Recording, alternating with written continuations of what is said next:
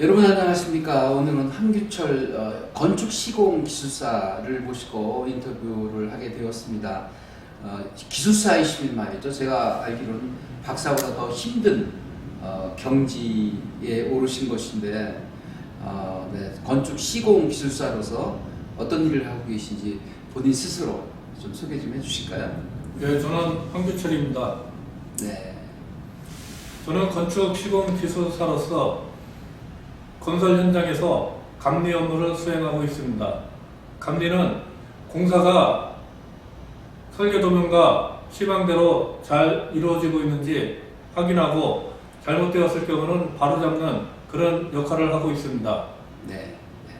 8년 동안 한 직장에서 계속 근무 중에 계시고 지금도 수주를 맡기 위해서 프레젠테이션 때문에 잠깐 들리셨습니다.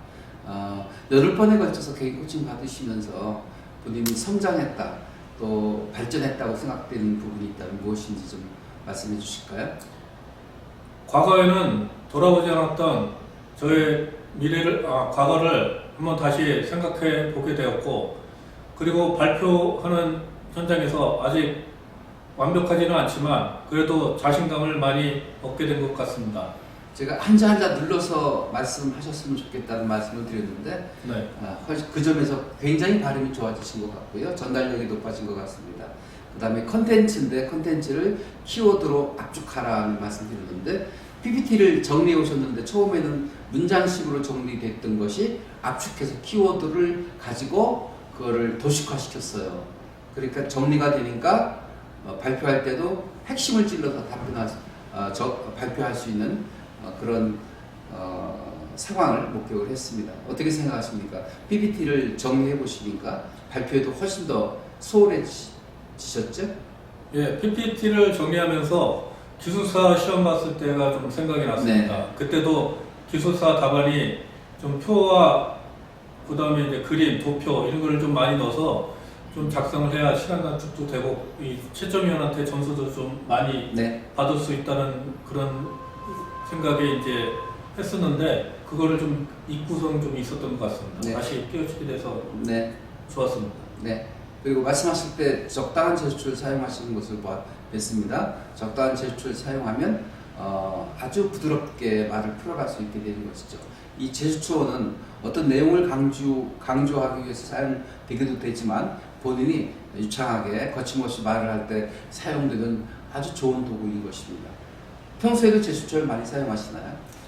잘 사용하지는 않았었는데 여기서 배우면서 좀 많이 좀 사용하려고 노력하고 있습니다. 특히 프레젠테이션 하실 때 어떤 로직을 가지고 그걸 이론적으로 설명을 하시고 설득을 하셔야 되겠지만 거기에 적당한 사례를 붙이는 것도 도움이 되거든요. 그래서 예화라든지 사례라든지 또 데이터라든지를 적용을 시키면 훨씬 더 설득력을 높일 수 있다 하겠습니다. 그런 의미에서 좋은 문장, 세 문장을 고르라고 하셨는데 마술사라는 문장하고 극기라는 문장하고 청어라는 문장을 고르셨는데 이게 어쩌면 우리 한규철 기술사님의 삶의 철학일 수도 있겠습니다. 우린 마술사, 이 내용을 좀 소개해 주실까요?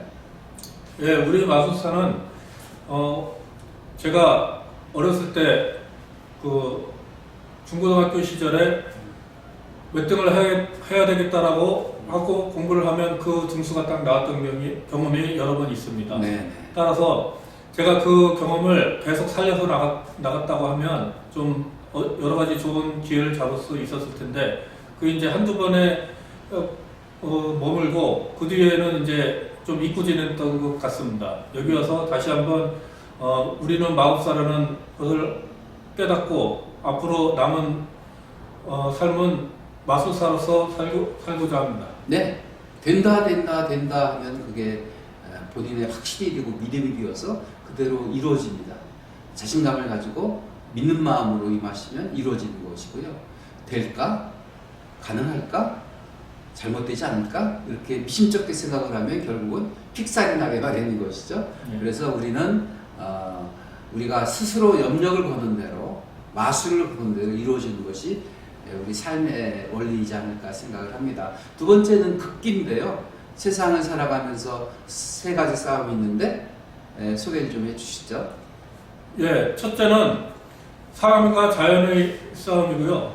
둘째는 사람과 사람의 싸움, 셋째는 자기 자신과의 싸움입니다. 저는 사람과 자연과의 싸움, 사람과 사람과의 싸움에서는 그래도 자기 생존 본능이 있기 때문에 싸워서 어떻게든 살아남으려고 하는 것 같습니다. 하지만 자신과의 싸움은 약속을 하고도 많이 못 지켰던 경험이 있습니다. 그것은 어떤 생존보다는 자기 자신을 키우는 그런 역할을 많이 등한시한 것 같습니다. 앞으로 제가 살아가면서 저 자신과의 약속을 더욱 철저히 지켜서 저를 이길 수 있는, 저보다 더 나은 삶을, 지금의 나보다 더 나은 삶을 살 수 있도록 노력하겠습니다. 결국 살아가면서 자연과 부딪히고 또 많은 라이벌과 부딪히는데 결국 자신과의 싸움인 것 같습니다. 자신과 싸워서 이기면 라이벌도 이길 수 있는 것이고 자연도 극복할 수 있는 게 아닌가 그런 생각을 합니다. 저도 이 세 번째 예화를 굉장히 좋아하는데요. 이 청어를 운반하는 법에 관해서 또 소개를 좀 해주실까요? 예, 청어가 죽지 않고 영국까지 살아서 오려면 메기를 하나씩 한 마리씩 넣으면 청어가 메기를 피해서 계속 움직임으로써 살아있다는 그런 이야기입니다. 이것은 우리가 항상 살면서 생각해야 될 경험이 교훈이 아닌가 생각합니다. 그리고 조직관리나 아니면 가족에서 우리 이웃들과의 관계, 후배들과의 관계에 있어서도 유념하고 항상 관리를 좀 해야 될 것 같습니다. 적당한 스트레스는 삶의 활력소가 된다는 것이죠. 스트레스가 없고 자극이 없는 곳은 딱 한 군데 있습니다. 어딘지 아시겠습니까? 잘 모르겠습니다. 무덤입니다. 죽으면 아무것도 없어요. 근데 네. 살아있다는 증거이지 않습니까? 예. 고통이 있고 문제가 있고 스트레스가 있고 화를 내야 할 만한 어떤 상황이 온다는 것은 살아있다는 증거이기 때문에 그걸 화낼 일이 아니고 짜증낼 일이 아니고 부정적으로 이렇게 거부할 게 아니라 긍정적으로 받아들이시고 인정하시면 모든 것이 긍정적인 쪽으로 어떤 결과를 얻어낼 수 있지 않을까 생각을 합니다. 네, 좋은 문장을 고르셨고요. 제가 우리 황 기술사님 뵈면서 세 가지를 강조했습니다. 압축된 키워드로 핵심을 찔러라 요했었고요. 그 다음에 한자 한자 눌러서 표현하라, 전달하라는 말씀이었고, 그 다음에 언어적인 요소뿐만 아니라 비언어적인 요소도 중요하기 때문에 아이 컨택 바라보시고 페이스 얼굴 표정을 살려서 적당한 제스처를 사용하게 된다면 훨씬 더 친화적이고 공감적인 스피치를 해낼 수 있다는 것입니다. 우리 황기철님 앞으로의 계획, 또 2023년도의 계획이 있다면 어떤 계획과 로망과 또 꿈이 있는지 말씀해 주실까요? 일단 그 직업적인 것으로는 제가 좀 더 이제 성숙된 모습으로 수주 업무에 좀 과감히 참여하여 공사를 수주하여 현장에 나와서 단장으로서 열심히 일을 하는 것이 일단 제 그 직업인으로서의 꿈이고요. 네.